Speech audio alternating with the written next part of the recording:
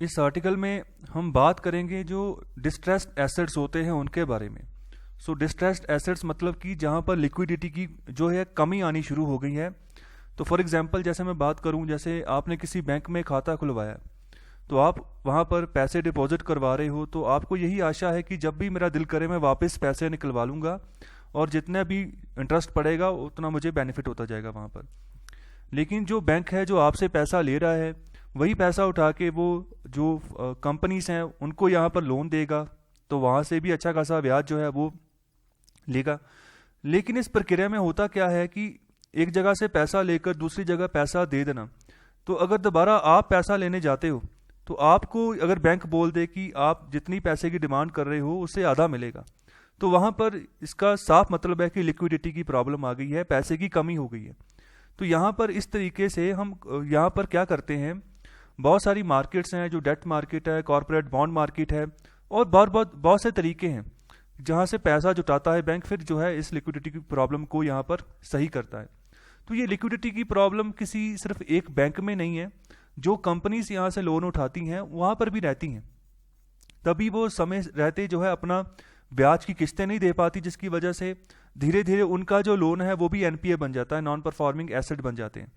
तो ऐसे देखो, नॉन परफॉर्मिंग एसेट मतलब अभी जो एसेट कोई कुछ भी परफॉर्म नहीं कर रहा, कुछ भी उसका फायदा नहीं है, सिर्फ बेकार हो गया है, उससे तो अच्छा है ना जब वो डिस्ट्रेस है तभी उसको कंट्रोल करके सही कर दे। तो इसीलिए यहाँ पर बनाया गया था इंसॉल्वेंसी एंड बैंक्रप्सी कोड, जिसको शॉर्ट फॉर्म में हम आईबीसी बोलते हैं। तो यहाँ पर ऑथर बात कर रहे हैं कि क्या हमें चिंता है कि जो आईबीसी जो अभी काम कर रहा है, यहाँ पर ज़्यादा लिक्विडेशन यहाँ पर प्रोड्यूस कर रहा है सेल के मुकाबले, ओके, और जो यहाँ पर टर्न अराउंड का मतलब है जो दोबारा से रिकवरी हो गया ऐसे, ठीक है। तो यहाँ पर क्या ये सब चीज़ें सही चल रही हैं? तो यहाँ पर बात कर रहे हैं कि नहीं, ओके। तो यहाँ पर बात कर रहे हैं सिंपल कि हमें चिंता नहीं करनी चाहिए। तो यहाँ पर दिसंबर 2016 से लेकर सितंबर 2020 तक डाटा है, जो यहाँ पर केसेस जो हैं, जो केसेस रेज हुए, सो 4008 के आसपास केसेस इंसॉल्वेंसी के रेज हुए कि यहाँ पर जो है एसेट्स डिस्ट्रेस होने शुरू हो गए हैं, उन कंपनीज में लिक्विडेशन की ज़रूरत है। और यहाँ पर 800 तो ऐसे थे जो रास्ते में ही जो यहाँ पर क्लोज हो गए, बंद हो गए। इसके अलावा जो 3200 बचे, उनमें से भी जो 1900 केसेस ऐसे हैं जो अभी भी चल रहे हैं, जिनके ऊपर अभी भी कोई निर्णय नहीं लिया जा सका कि उसको डिस्ट्रेस को कैसे सही करें, कैसे लिक्विडिटी वहाँ पर प्रोवाइड करें।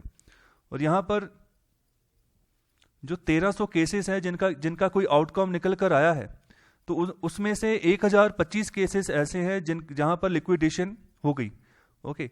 तो यहाँ पर 277 केस ऐसे हैं जहाँ पर रेजोल्यूशन हुआ है, अभी लिक्विडेशन नहीं हुआ है। तो आगे यहाँ पर बात कर रहे हैं कि the liquidation realised an abysmal 5% of the outstanding amount. तो जो भी अमाउंट जो डिस्ट्रेस है, ठीक है, उसका 5% यहाँ पर लिक्विडेशन की यहाँ पर बात कर रहे हैं कि इतना कम से कम हो। तो यहाँ पर आगे यही चीज़ समझाने की कोशिश कर रहे हैं कि जो लिक्विडेशन के ज़्यादातर केसेस हैं वो यहाँ तो जो board for industrial and financial reconstruction, इसके तहत यहाँ पर देखे जाते हैं, तो यहाँ फिर डिफंट हो जाते हैं, ठीक है। डिफंट मतलब जैसे बदनाम हो गया। तो यहाँ पर बहुत ही अहम रोल अदा कर रहा है board for industrial and financial reconstruction. तो यहाँ पर अभी इसको कंपेयर करें, जो यहाँ पर डिसीजन लिए गए हैं कि कंपनीज को यहाँ पर लिक्विडेट करना है, जो भी कंपनीज के केसेस आए हैं वहाँ पर लिक्विडिटी की प्रॉब्लम को सही करना है, लिक्विडिटी प्रोवाइड करनी है। तो पिछले 10-15 सालों के मुकाबले अभी जो है यहाँ पर BIFR अच्छा काम कर रही है, और इसको यहाँ पर वेलकम जो है यहाँ पर कहा गया है ऑथर की तरफ से।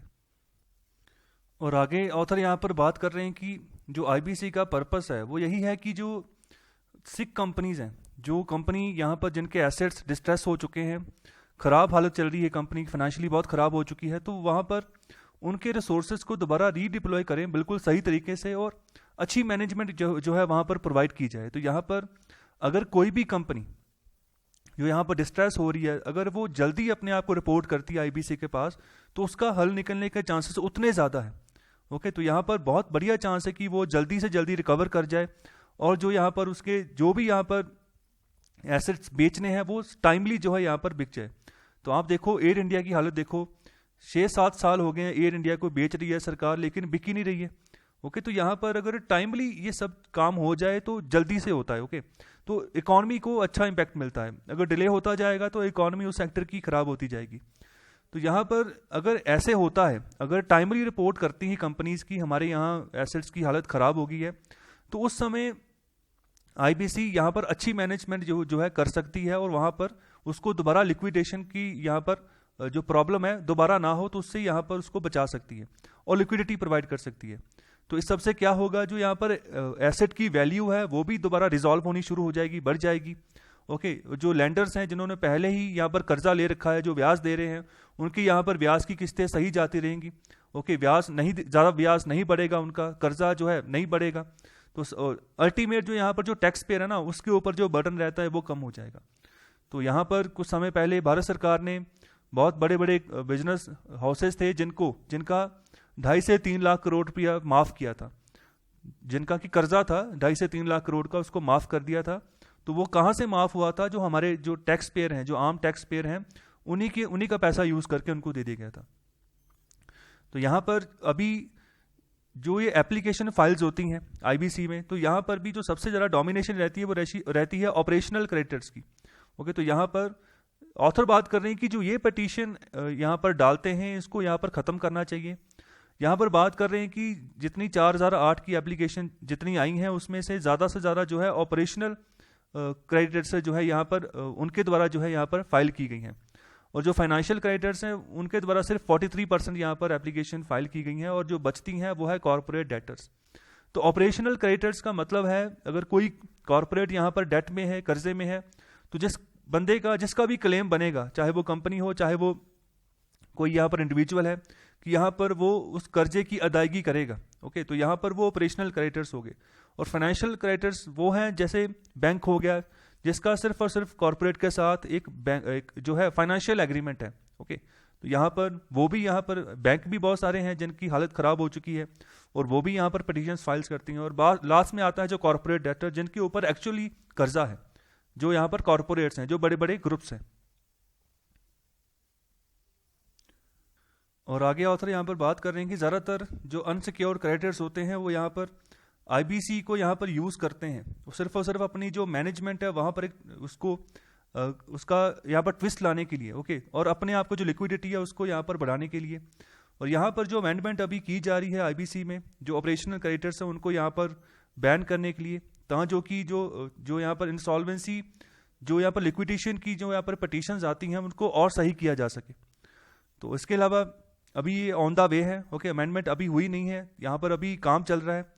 और इसके अलावा पैंडेमिक की वजह से पिछले 9 महीने से यहाँ पर आईबीसी का भी कोई ध्यान नहीं रहा है इन केसेस के ऊपर, तो इसलिए भी यहाँ पर डिले हो गया है। तो यहाँ पर गवर्नमेंट को भी अपना जो डिसीजन है उसको रिव्यू करना चाहिए कि जो डेटर्स हैं, ठीक है, उनको यहाँ पर कैसे जो है प्रिवेंट किया जाए from filing for voluntary insolvency if company can not be run as a going concern. देखो यहाँ पर बहुत सारी कंपनी ऐसी हालत हो चुकी है पैंडेमिक के बाद, पैसा ही नहीं बचा कि वो रन कैसे करें।